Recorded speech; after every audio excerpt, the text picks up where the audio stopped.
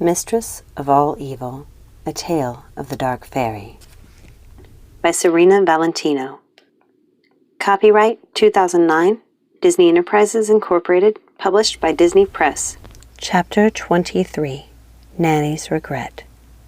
The room was eerily quiet. There were tears in everyone's eyes except Maleficent's. After a moment, she broke the silence. "But you didn't die.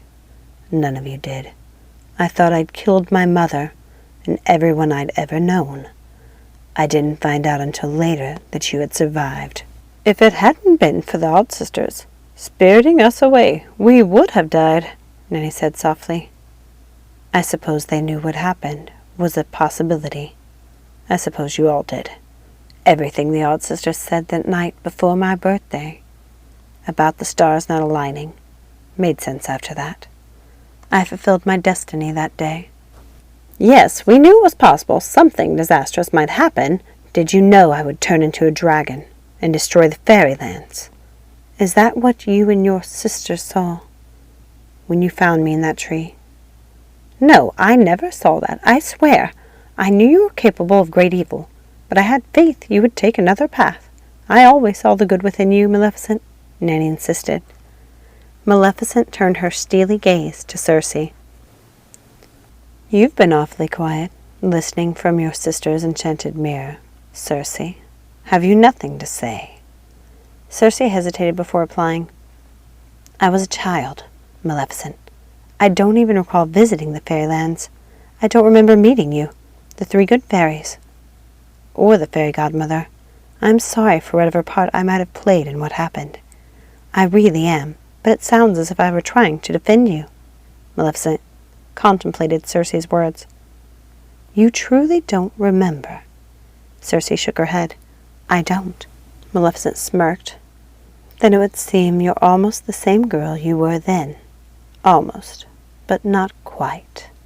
Circe didn't understand the dark fairy's meaning, but she decided not to press it. All of this seemed so unreal. Circe had heard many tales of the villainous Maleficent. It was strange to hear the story of her as a hopeful girl, to hear tales of her own sisters as they lay helplessly in the solarium. And her sisters were now too close to the dark fairy for Circe's liking. She suddenly felt foolish for leaving the castle, while so many she loved were at risk. Her head was spinning. Circe felt as if she were trapped in a nightmare, a mixed-up fairy tale, and she couldn't tell how it would end. "What happened to Diablo and your crows? Were they hurt?" Tulip asked, drawing Maleficent's attention away from Circe. Maleficent shook her head. "No, they're still with me to this day." "But what happened to them? How did they find you?" Circe asked. "Luckily, they weren't hurt by my destruction of the fairylands. They were trapped in the alternate reality created by the fairy exams. I thought you would know this, Circe. You must have been with your sisters when they found my birds. Your sisters were the ones who moved everyone in the fairylands to the alternate reality when they realized I was transforming. They knew they would be safe there."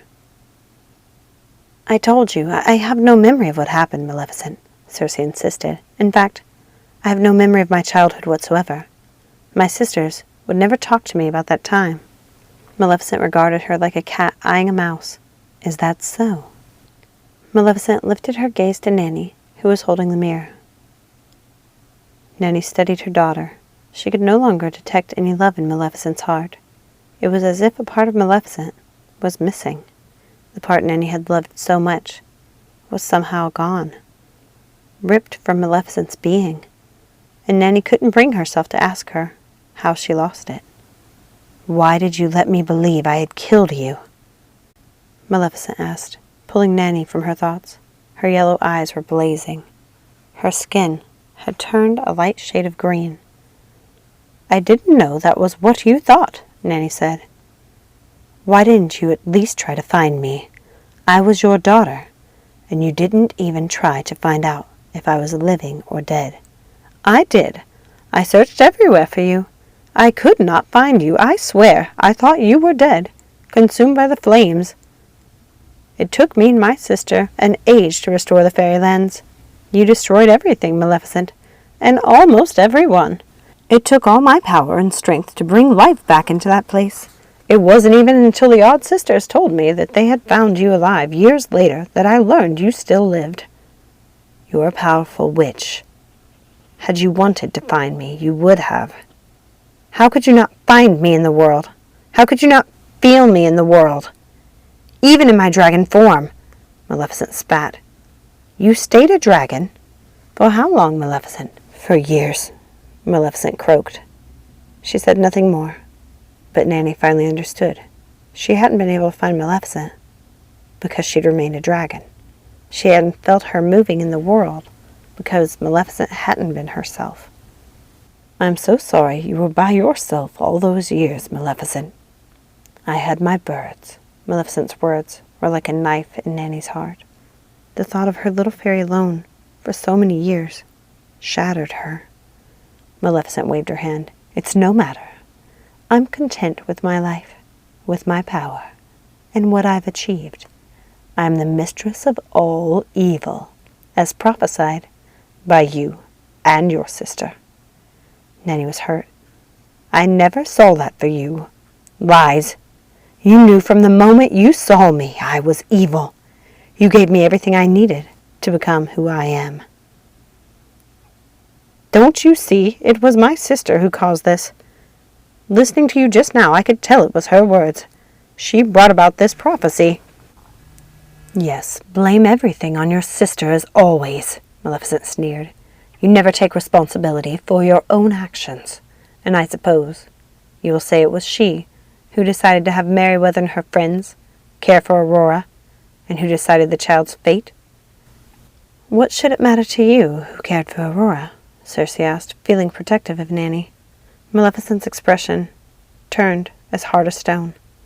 Your sisters didn't warn you, did they? Well, let me make it plain for you, and never make me repeat it again. Never question me about the child, ever. There was a time when I loved your sisters well, but that love will not protect you. In that moment, Circe realized the magnitude of Maleficent's rage. She meant what she said. Her words were like a spell woven in pure hatred. Her anger was a bubbling inferno inside her, just waiting to come out. But Nanny saw something else at the mention of Aurora. Another emotion had surfaced and overwhelmed her anger, concern. It was like a shining star in the darkness. Nanny could see that this one star had guided Maleficent over the years, even as she had become more corrupt and stopped being the person Nanny remembered. That one aspect had prevailed. Her obsession with a child and her relentless need to keep her asleep. This time it was Circe who interrupted Nanny's thoughts. I'm sorry, Maleficent, but if I'm not mistaken, you need my help. Mine and Nanny's, correct? Might I suggest you stop threatening me, and then maybe we can make some progress?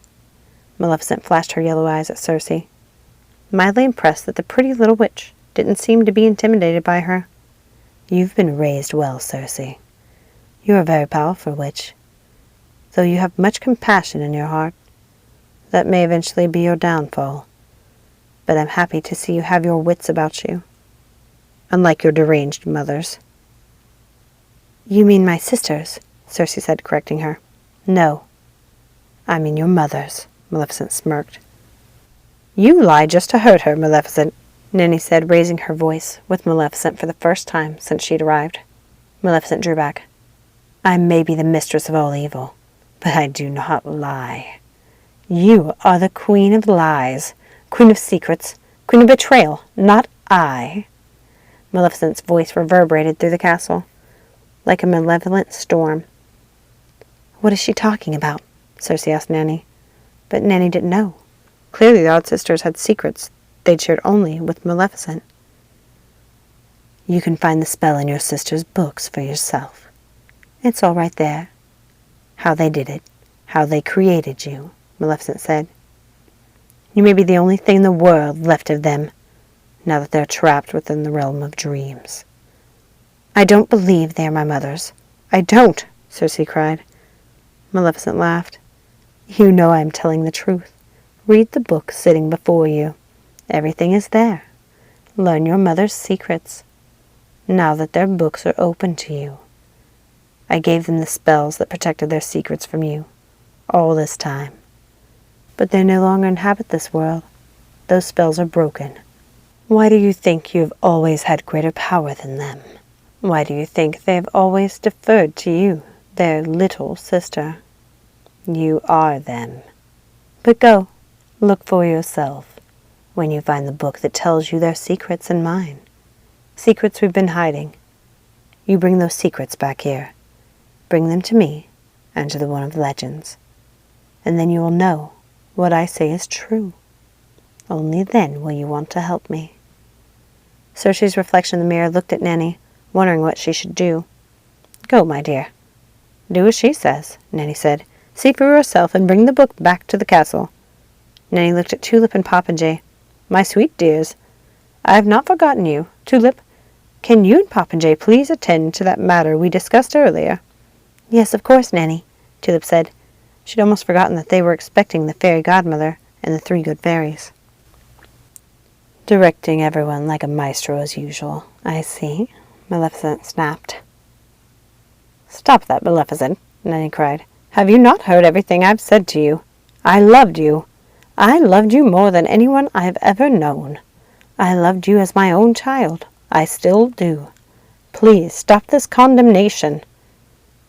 Tulip and Popinjay felt like they were eavesdropping on a personal conversation. They crept out of the room as quietly as they could without disrupting mother and daughter. Because that was what Nanny and Maleficent were, mother and daughter. Or, at least they had been, at one time. Thank you so much for listening. Remember, like and subscribe, and don't forget to ring that notification bell to keep up to date on all the new magic. Have a magical day.